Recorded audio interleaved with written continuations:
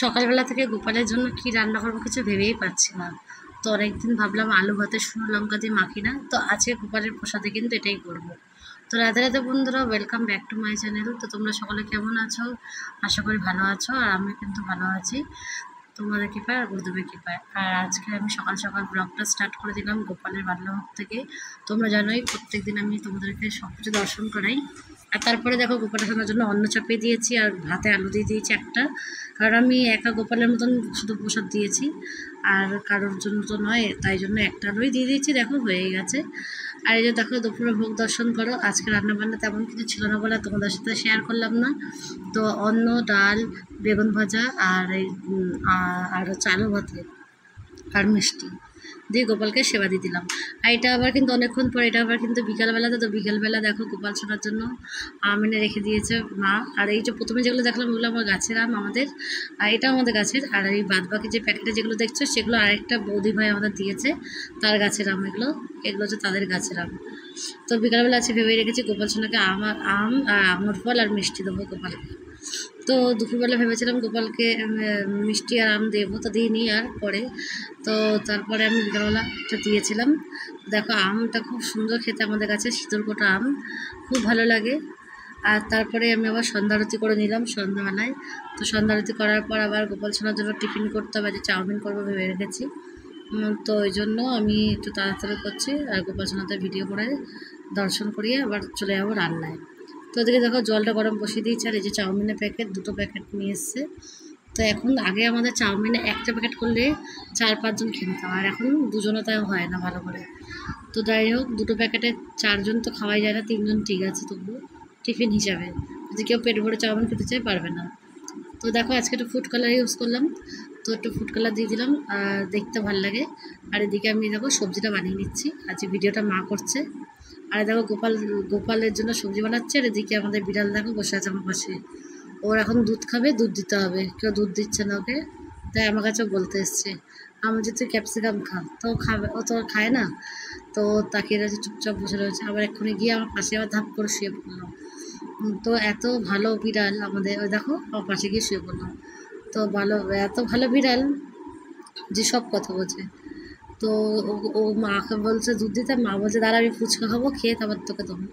তো দাদা আবার ফুচকা নিয়ে এসছে বাইরে থেকে কিনে, তো ওরা ফুচকা খাবে, আমি তো আর বাইরের জিনিস খাই না। তো আমি কি করব, তো আজকে আমি বলি একটু ভিডিওটা করেই নিই। আর দিয়ে দেখো রাগ করে শুয়ে আছে দুধ দিচ্ছে না বলে, আবার ভিডিও করছে বলে আবার মুখটাকে দেখাচ্ছে সুন্দর করে। খুব বদমাস, আবার যদি বলে দুধ খাবে তখন বলবে হ্যাঁ, আর আমি ভিডিও করছি যেহেতু বড় কোনো কথাবার্তা কিছু বলছে না, চুপ করেছে, খালি ট্যাপটা করে দেখছে আর চোখটা চিপি চিপি করছে। তো তারপরে আবার মাকে দেখাচ্ছিলাম, মাকে দেখো মা ও দুধ খাবে। তো মা বলছে দেখ আমি দুধ খাওয়ার কথা বলেছি, তখন হ্যাঁ বলছে, এছাড়া কিন্তু কথা বলছে না। এমনি সময় ও কিন্তু ম্যাও ম্যাও করতে থাকে, কিন্তু আজকে ও রাগ করেছে, কথাই বলছে না। আমার মাথায় বলতে দেখেছিস কিরম বদমাস হয়ে গেছে। তো কী করা যাবে। আর মা বললো দাঁড়া আমি ফুচকাটা খেয়েই তবে তো দুধ দেবো, প্রত্যেক দিন ওকে দুধ নষ্ট করে।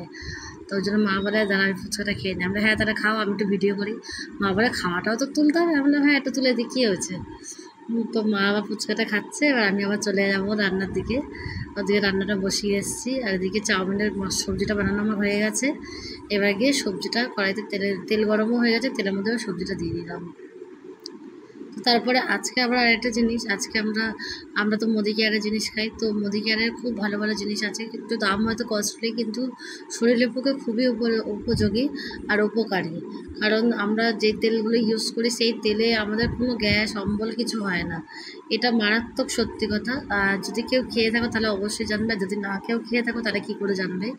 তো খুবই ভালো, মানে দাম একটু বেশি, তো তবুও ঠিক আছে, শরীরের জন্য তো মানুষ কত কিছু টাকা নষ্ট করে, তো এটা নষ্ট তো না, এটা আরও খাওয়ার জিনিস, আরও ভালো।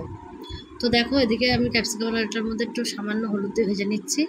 আর যে তেলটা আমি কিনি সেটার দাম হচ্ছে 180 টাকা, খুবই ভালো। আর আজকে মুদিখার থেকে একটা মশলা নিয়েছি, পাওভাজি মশলা। তো আমি ভাবছিলাম এর মধ্যে অনিয়ন আর গার্লিক আছে কিনা। তারপর আমি দেখলাম যে না, এর মধ্যে কোনো অনিয়ন আর গার্লিক নেই, শুধু ছবিটাই দেওয়া আছে। আর এর মধ্যে শুধু আছে রেড চিলি, কোরিয়ান্ডার মানে জিরা, ধনে, আচ্ছা দারচিনি, এইসবের গুঁড়ো।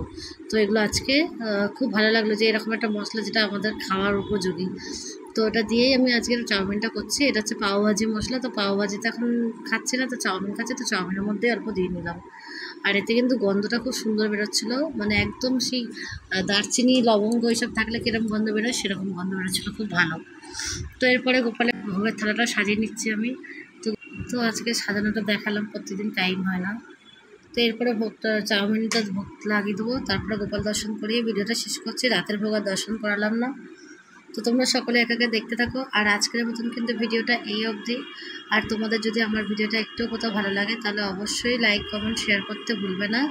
আর সকলেই খুব ভালো থেকো। আর গোপালকে এইভাবে সেবা করার চেষ্টা করবে, যে যতদিন আমরা বাঁচবো যেন গোপালকে এইভাবে সেবা করতে পারি। তো চাউমিনটা গোপালের দর্শন করে নাও, মুখটা দর্শন করে নাও। আর দেখো গোপাল ছোটোদিন আছে, সকালে দর্শন করতে পারিনি, তাই রাত্রেই দর্শন করে দিচ্ছি।